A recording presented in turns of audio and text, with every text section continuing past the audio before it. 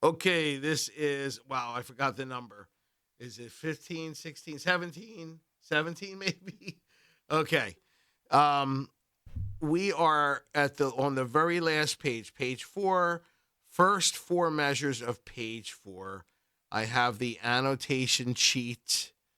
And of course, you're still looking at the dots you need to, because you need to know what A are we going to? Is it ascending? Is it descending? So you still have to look at these dots. So take a look at the first measure here. This is the thing that's going to, I would say this is what one of the more difficult things that you're going to be doing in the song, because you're going to have to shift positions to accommodate the ascending arpeggio. So first we have this A F D, and that is a D minor second inversion. So you go, now this is first inversion D minor. You have to shift your entire hand to make that work, and you really want to pay attention to your fingering.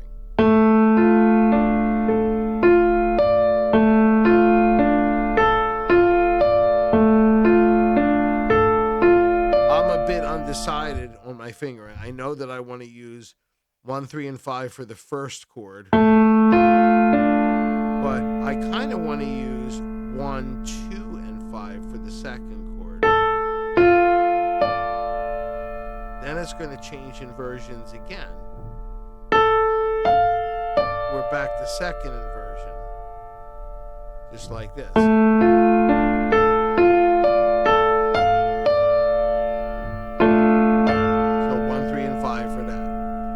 Now we have a descending root position. I feel inclined to just use 1, 2, and 3 for that. So we have.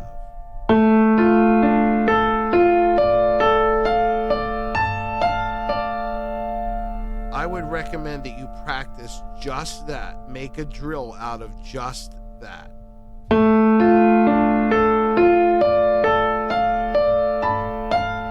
Because this has to be committed to muscle memory. Because when you get to it, it's just going to be like hitting a brick wall. And it's going to interfere with your timing. But if you have this drilled individually, when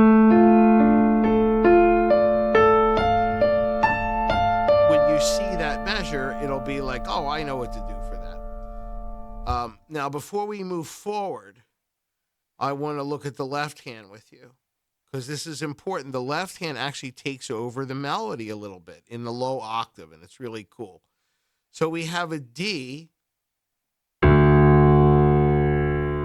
then it says optional A above. So that sounds a little bit more, I don't know, it has a darker sound, which is kind of the intention of the piece. So if you can do this on the bottom, it's a D with an A above, and it sounds like this.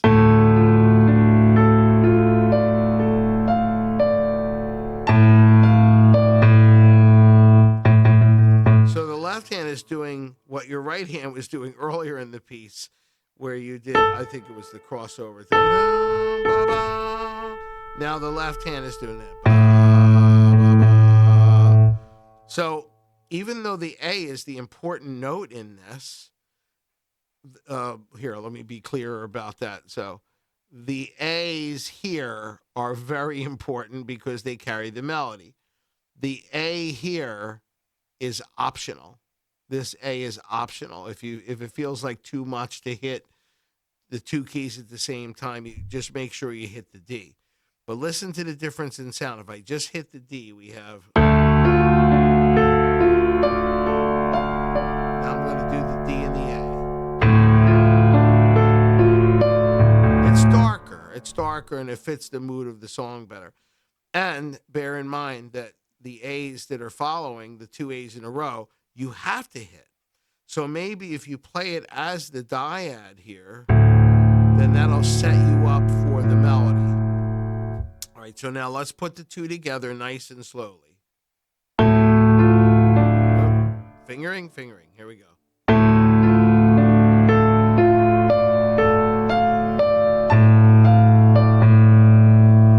Now, the other difficult part about this is the interplay between the two A's and the arpeggio up here with your right hand. You have to watch your timing on that. You have the beginning of the arpeggio lines up exactly. This high A and this low A line up exactly. So that's easy. But take a look at this D and this A. They're not lined up with each other. So that means this A comes after this D, but it's just right after it. So it's a little tricky with the coordination. So you have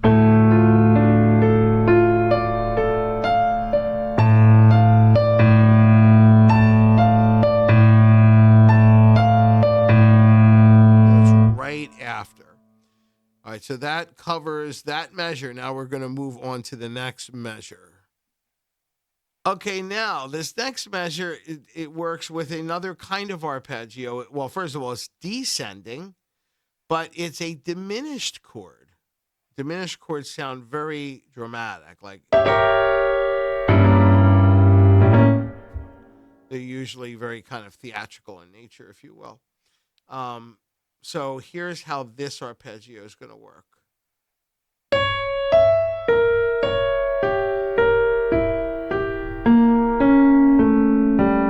Now these are tricky notes right here, but the first 6 notes you do without moving your hand. So form what is called a G diminished. We have a G, a B flat, a C sharp, and an E.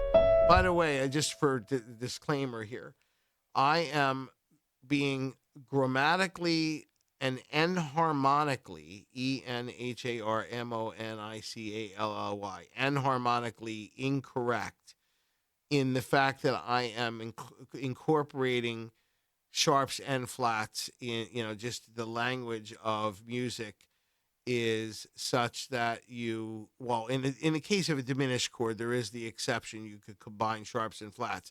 But generally, you will see that I will sometimes refer to a note in a way that is not consistent with the grammar of music. But again, in this piece, there's so many accidentals. You will see a bunch of sharps and flats in the same piece of music. But it's something that you usually don't see. Anyway, here we go. Here's your diminished chord again. And we are going to do this, use this fingering 1, 2, 3, and 5. You're going to go. So see, you're able to do all 6 notes without moving your hand. Now you're going to need to move your hand.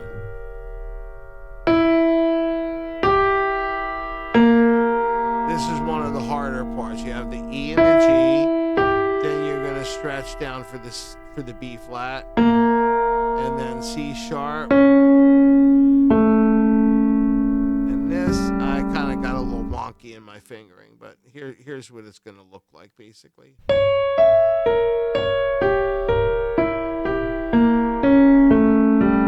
a lot of crossing over that you end up doing.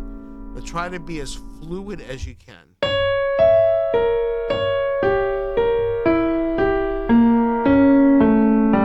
And I am pretty wonky with my fingering because I don't always do it the same way twice. But the important parts I am careful about, and that is, in this case, for the diminished chord, use a good fingering for that because it will help you when you get to that measure. You just move your hand to the shape of the diminished chord because you know it's coming. Pop it here. Don't look at it as individual notes because that'll screw you up. Put your entire hand in the position of the diminished chord and then do the arpeggio.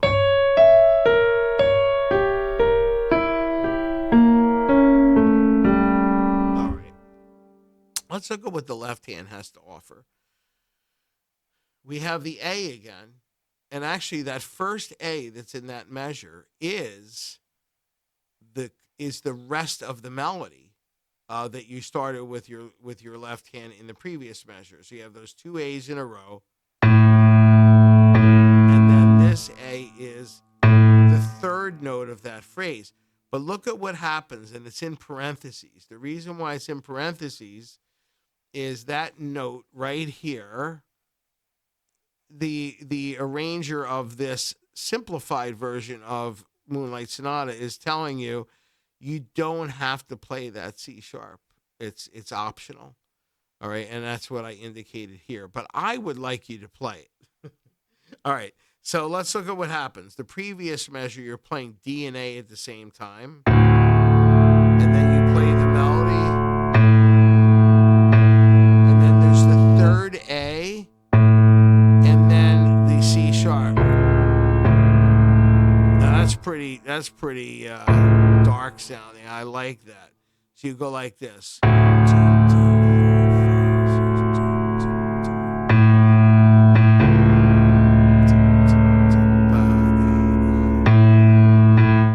Right, so that's pretty cool. I think we should do that.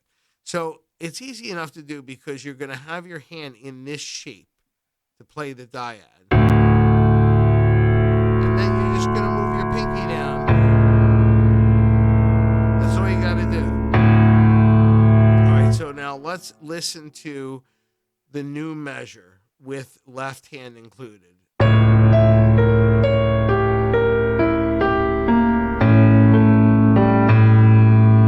Same thing now.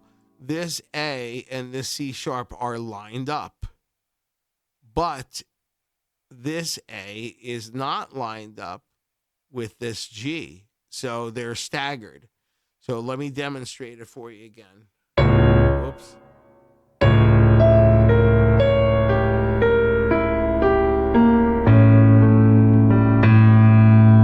You hit the G and then the A right after. So very, very similar to the previous measure. Let's put both measures together.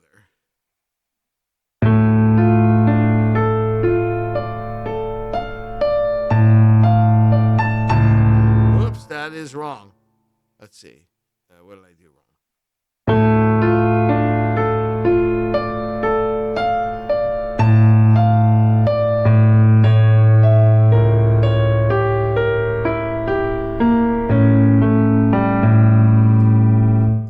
Close. Let's do it again.